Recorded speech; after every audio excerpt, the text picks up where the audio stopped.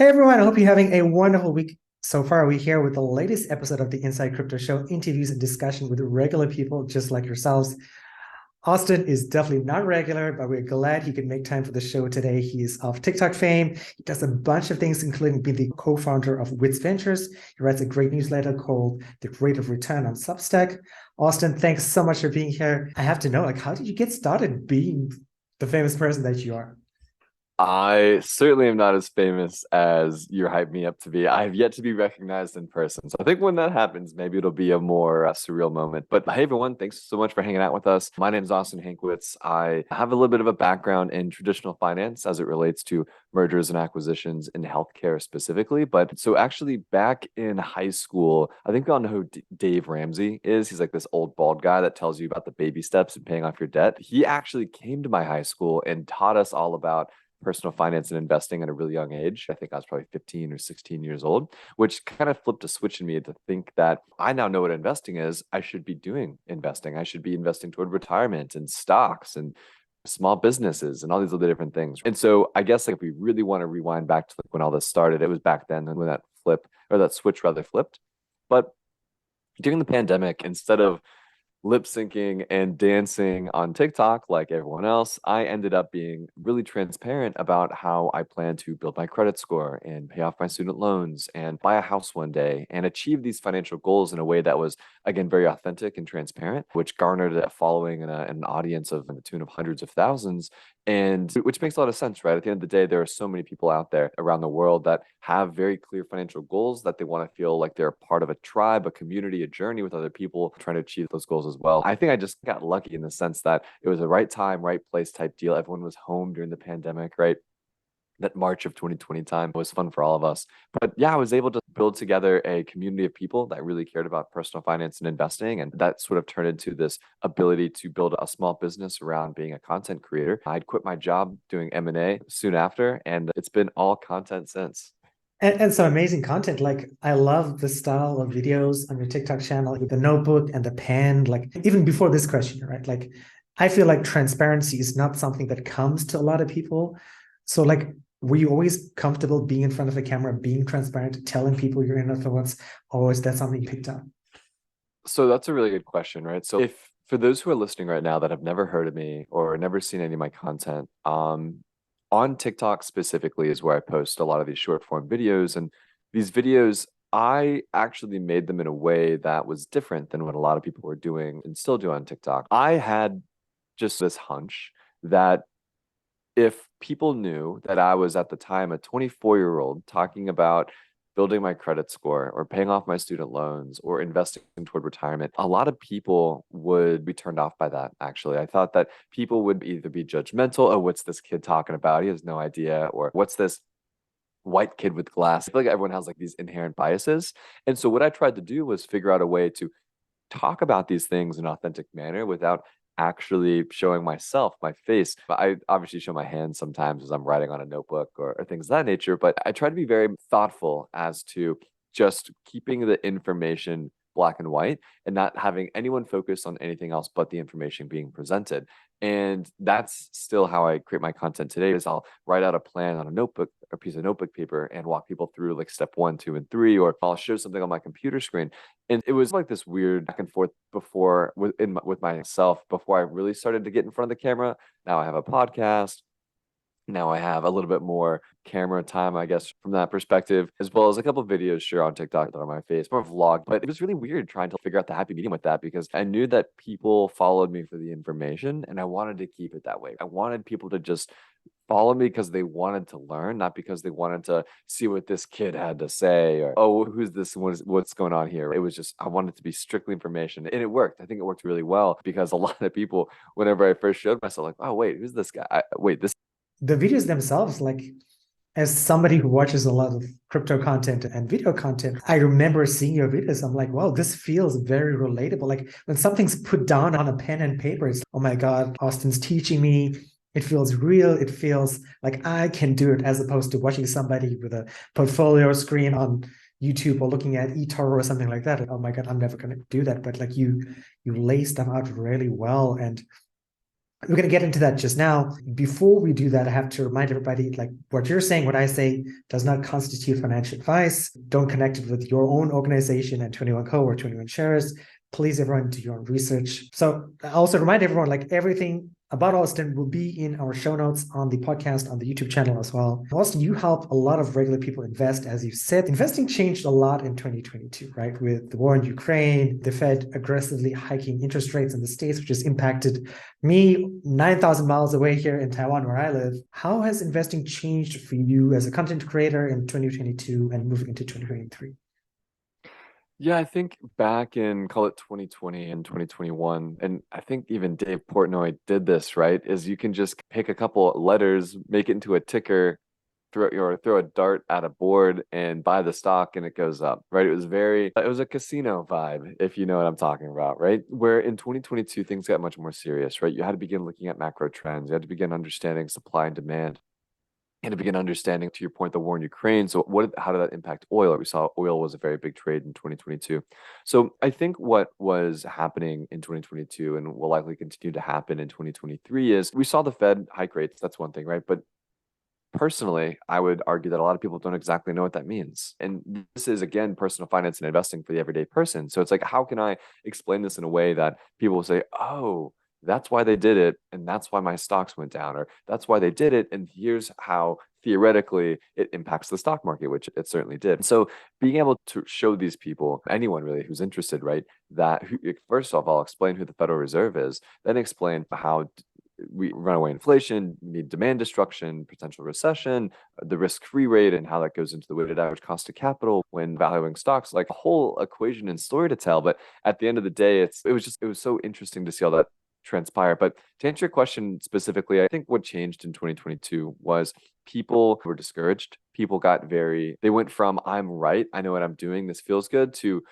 holy crap, I just lost 30%. What's going on? Or it's, oh my gosh, what's happening with crypto? I don't understand. God, this is not what I was told. My friend didn't say this was going to happen. So I think it was a lot of wake up moments for people, but something that we tried to do very early on with the folks in my community is really encourage a long-term view, right? A long-term investment horizon. Because at the end of the day, unless you're 50 or 52 years old, you're not going to retire in the next 8 to 10 years. Therefore, you have the rest of your life to invest. And I guess at the end of the day, it was just I tried to do the best I could in the beginning stages of introducing investing to my audiences to harp on the very key strategies of dollar cost averaging, right? The very key strategy of keeping a long-term investment horizon and knowing why you're buying a company. Understand the company, the asset, the underlying derivative that you're investing into, and the trade itself that's happening, and not just, oh yeah, my buddy Austin told me, right? Or my buddy Sam or my buddy Betty, right, told me to buy this stock or this crypto or this derivative or whatever it is. So I think at the end of the day, 2022 was a time for wake-up calls. And I think a lot of people flurried away from the space, unfortunately. But at the end of the day, I think they'll be back. And I think that we're going to continue to see some volatility in the near term, but I think it's going to make us all better investors and better strategists in the long term.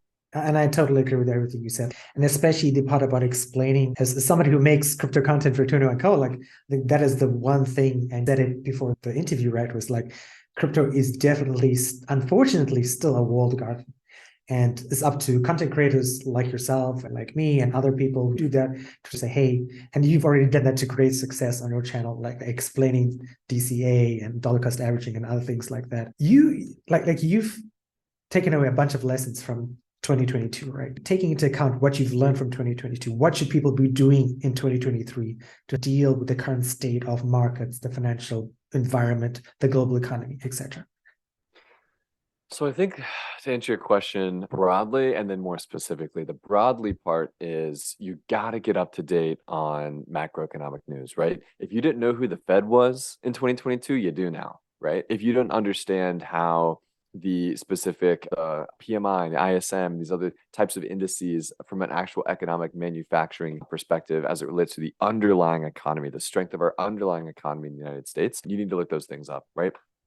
So I guess what I'm trying to get at here is in 2022, not only was this sort of a wake-up call, but if you did not know very key specific, if it was indicators or points of data or catalysts that were moving stocks and therefore the underlying economy in different directions, you just get left behind, and you need to understand those things. So just highly encourage folks who are listening right now. We saw volatility. We saw a reason to want to learn more. We saw a reason as to, wow, something's happening. Either I'm a bad investor or everything's going wrong. Why is it going wrong? Be curious. Ask yourself these things. And I think more specifically, actually, before I jump into that, I do though want to say and commend those people who, I think something that we talk a lot about in my circles with other content creators, but specifically in my community, is encouraging people to invest into things that they're very familiar with. For example, I have an Apple iPhone.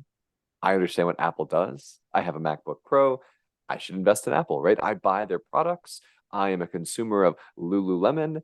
Therefore, it might be a good idea for me to own some Lululemon stock, right? If you find yourself shopping at Kroger every day, maybe it's a good idea to buy some Kroger stock, right? If you find yourself swiping your Visa or your MasterCard every day, those are two publicly traded companies, again, with American Express, right? I think specifically, like, I just really want to encourage people to stay with it, stick to it, to observe, read those headlines, even if you don't know what they are, right? Go subscribe to Wall Street Journal or read the CNBC stuff and listen to the interviews.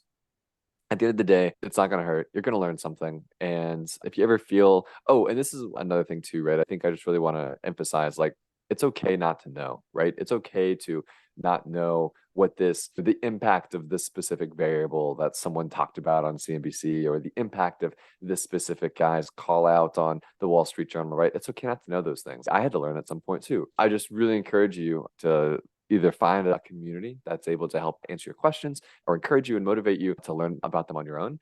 Or two, Google is my best friend, and I'd imagine it's one of yours as too.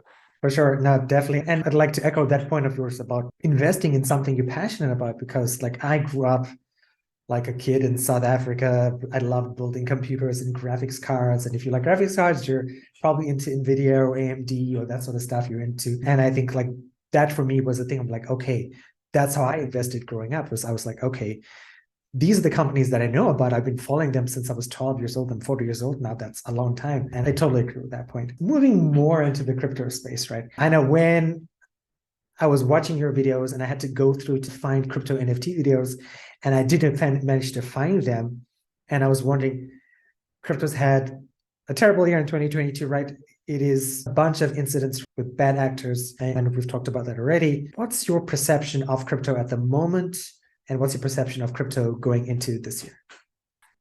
So I think, broadly speaking, I think a lot of people are looking at the prices versus the underlying utility, right? We see people getting really excited about Bitcoin and Ethereum and Chainlink when they're trading at 10 times what they are right now, right? Or maybe not that much, 5 times what they are today. But at the end of the day, back up, and I follow Chainlink on Twitter, and I see that they're securing more volume now and more assets as it relates to data and smart contracts than they ever have before. But the price is down so much. Why is that? That can't be right. Why is that happening? What's going on? I thought the price is what was so indicative to how now. So I think the current state of crypto is, I personally think we're beginning to see some sort of fatigue as it relates to selling. I think a lot of people right now are, I'm not calling a bottom, but I certainly think that a lot of people who were those really eager to sell and buy and sell and buy and sell, there's not enough price action moving around right now. It's one of those consolidation phases, right? I think this guy's name is Chris, and he taught me about the phases of price action from a technical analysis perspective. What I like to think about it, phase 1 is this consolidation,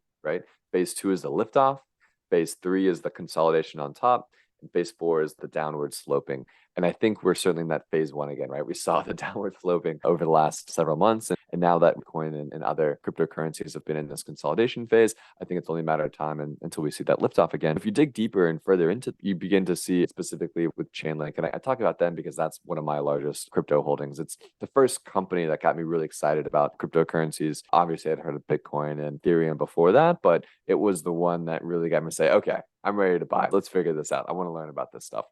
And we could look at the price action all day long, but I think what's much more interesting to look at is the usage on chain, right? The amount of assets that are locked up with different types of smart contracts and different types of protocols. That's the types of things that get me excited to observe. And at the end of the day, I think cryptocurrency is here to stay. yes, you had bad actors, right? We all had Sam Bankman fraud screwing everyone over, unfortunately. But at the end of the day, I think every industry has bad actors. Even Enron, right? This is a regulated back in, what was it? I think that was like early 2000s, right? This was a very regulated space. It was the freaking stock market.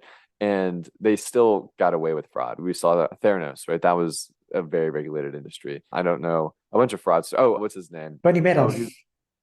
I'm sorry? Bernie Madoff. Yes, yes, Bernie Madoff. Bernie Madoff. Another one, right?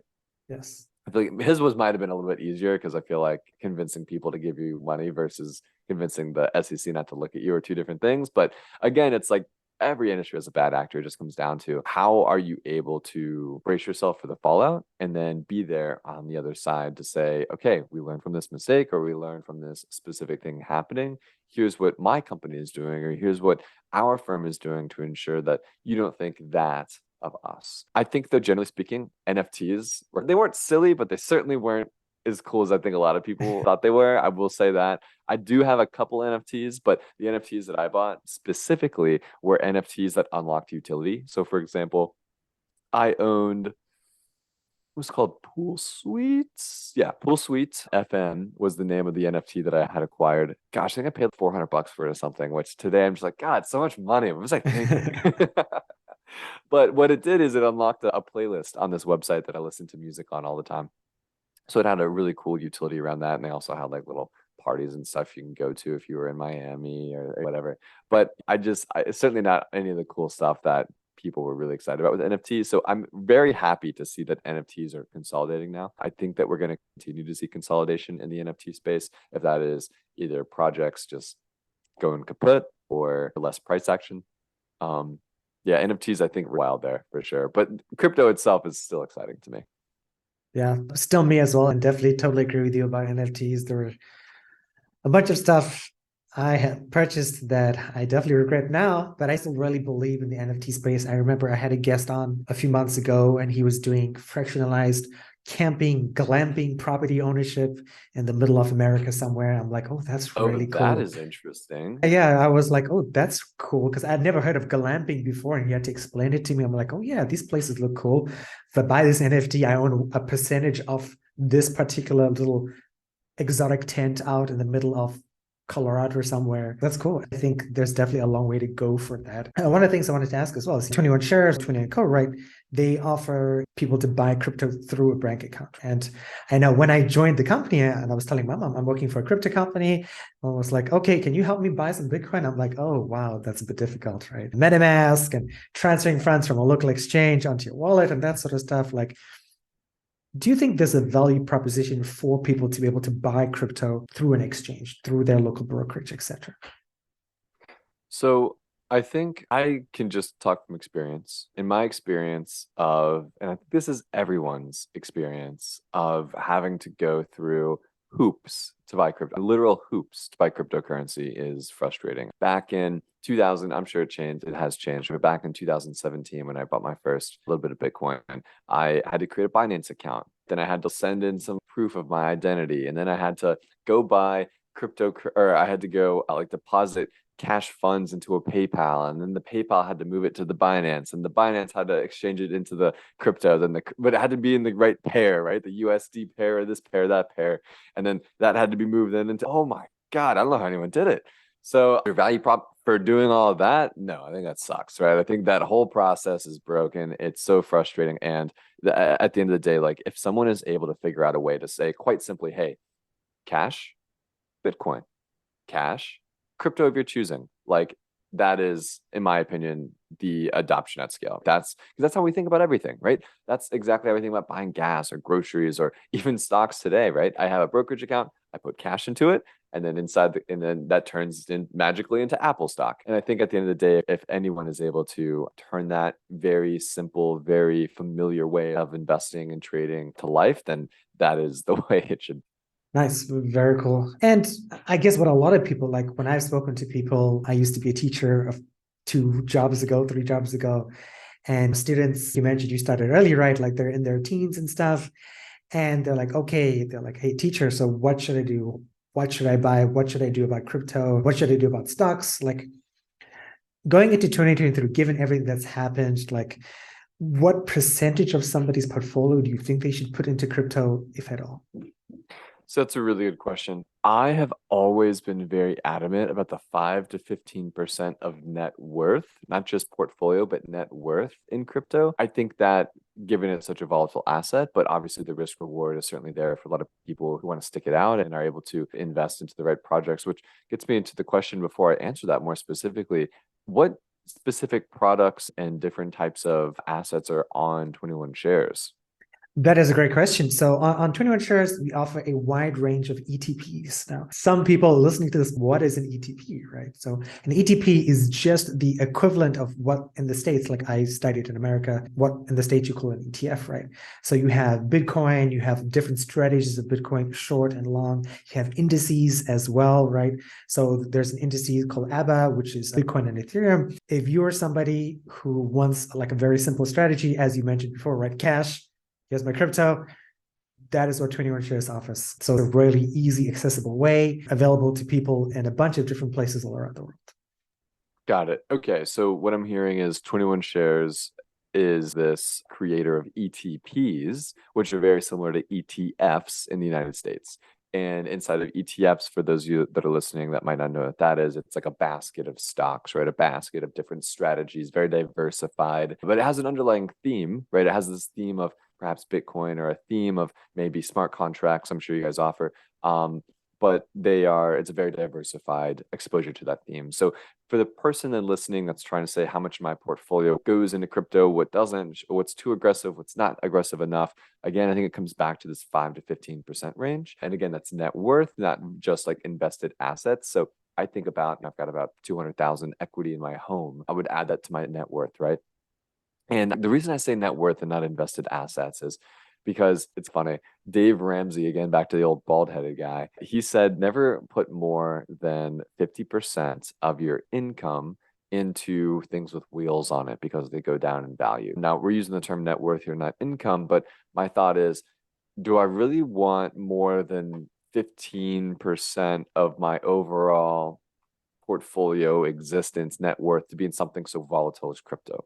And so personally, I think that's that perfect amount, right? Geez, I've got probably 30, like twice as that into stocks. They're not nearly as volatile, generally speaking. But so I come to that 5 to 15% range. And I think it's fair. I think it's a pretty good range, especially like if you're older. I know a lot of people, it's so funny. I was hosting this podcast on Seeking Alpha for a little bit, and we were talking about Bitcoin and Ethereum and these other things, and how Fidelity, I believe, was talking back in October of unlocking crypto for their retirement investors and all these other different sort of people who were investing but were in the older side of that category. And everyone's like, no, Bitcoin, I don't want it. I don't want to watch no Bitcoin. What's a Bitcoin? I was like, gosh, these old people have no idea. No, of course not going to do 5%. Like they're going to do 0%. But I think at the end of the day, 5 to 15% for sure. Okay. Austin, I mean, I'm going to go off script here because one of the things I know, like I struggled growing up and stuff was and a lot of people here, they might not come from like the most wealthiest family. And I think you answer a lot of that on your own channel. And I highly encourage people to check some of your videos out on your TikTok, which is why I like crypto as well, is like, how do you start to invest if you're working like a minimum wage job? Here in Taiwan, a minimum wage job pays just under $1,000 a month. Like, how do you start investing? And you give some strategies on your channel, but yeah, like in 2023, with everything that's happening, like how do you make room to invest with the little that you do have? Yeah, I think to be quite honest, I am a big believer and not just think about it like this. The guy who has $100,000 to invest into whatever, if he's able to generate a 10% return, that's $10,000, right? It's a lot of money.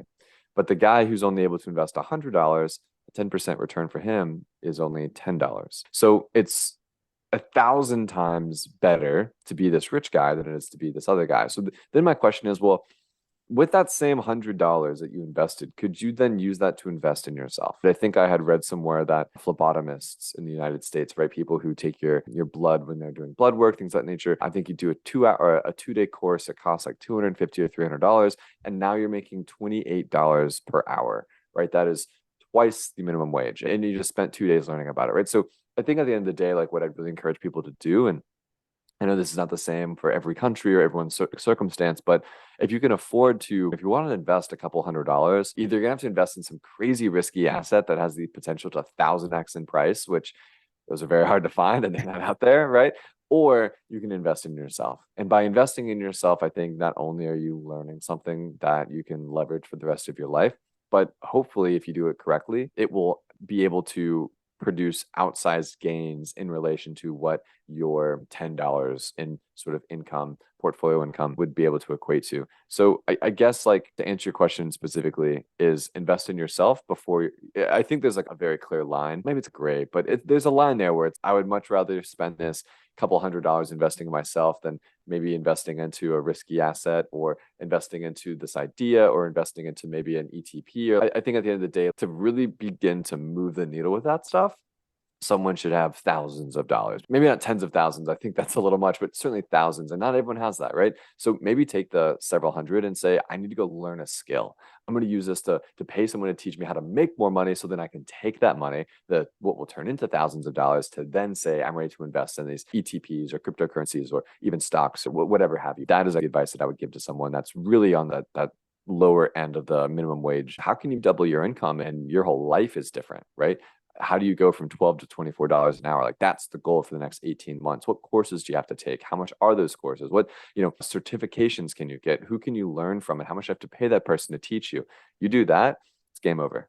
That is amazing advice. And I've never really thought about that. And I guess I should have thought about it. But yeah, investing in yourself, like I think, like you said, I think this applies to pretty much everywhere. And I think there's opportunities, and especially with the internet being what it is today, there's people to follow on YouTube and TikTok. There's stuff to read. There's newsletters. There's a whole bunch of stuff. That is definitely a good place to start for people because, as you said, like the $1,000 investing and $100,000 investing just is a big difference. And I learned that the very hard way. And to get to where I am today, unfortunately, if I had started earlier, I think things would be different. But yeah. So here's my question for you then is I'm curious what your take and your perspective is on this sort of fallout of FTX. I think there's a lot of people that are probably going to be listening to this from my side of the community that are still trying to figure out, we know it was fraud, we know he did this, we know he got away with these things, but what are we doing to make sure that everyone isn't also doing that? I think I see on TikTok, like if someone shares any sort of crypto company, the comments are always full of like FTX 2.0. Is this FTX again? What's going on? So I'm curious from 21 Shares perspective, how are you guys regulated? Who do you report to? Talk to me more about what you guys are doing for safeguards to ensure that you will not turn into FTX 2.0. Just walk me through the regulations and safeguards. Nice. And thanks for asking that question. 21 Shares is 100% regulated. It's in Switzerland. I just did a podcast with our CEO, 𝕋𝕚𝕖, a few days ago, actually. And he mentioned the fact, like one of the reasons they chose Switzerland is that they have this sort of backdrop of regulations and rules, and they knew this would work for starting up a crypto company and an ETP company at that. Like how 21 Shares is different from like typical companies like FTX and stuff is like 21 Shares doesn't hold your crypto. So when you're buying an ETP on an exchange, right, we have dedicated custodians who are holding your crypto, and your crypto is replicated one-to-one, and it's put in cold storage. Like my cold storage is literally not near me, but cold storage for those people who don't know are like hardware wallets like Trezor or Ledger. There's a physical devices that like it's impossible to steal your crypto from unless you actually get the device, input the 24-word key phrase, then there's a password, then there's a whole bunch of other security measures involved in that. 21 Shares is different in that sense. It's regulated in every jurisdiction it's in, right? It plays by the rules. So it's definitely a more regulated way for people to get into crypto and have that sort of security layer there of the company not holding your crypto, but somebody reliable holding your crypto and it being in cold storage. So there's multiple layers of security there.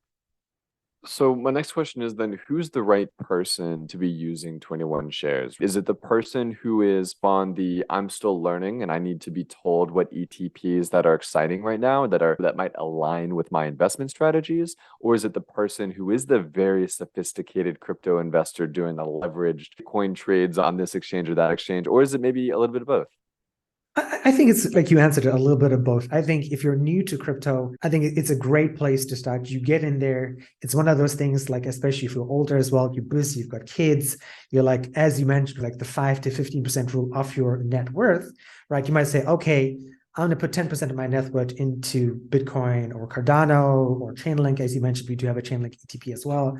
And I'm going to put it there and it's going to be there. And I'm busy, so I don't have time to check this all the time, but it's a safe way because the security, as I just mentioned before, it might also be for someone who's deeply into crypto, who has multiple MetaMask wallets or Phantom wallets for Solana, and who's like, okay, I have some of the sort of degen crypto stuff, as it's like to call people who are really deep into crypto, but at the same time, I want some more regulated products that make part of, let's say, if 10% of your net worth is into crypto, 5% is doing the really serious DeFi stuff or decentralized finance, 5% is doing the more safer, regulated ETP product stuff. I think we would be a good mix as how I would imagine it anyway.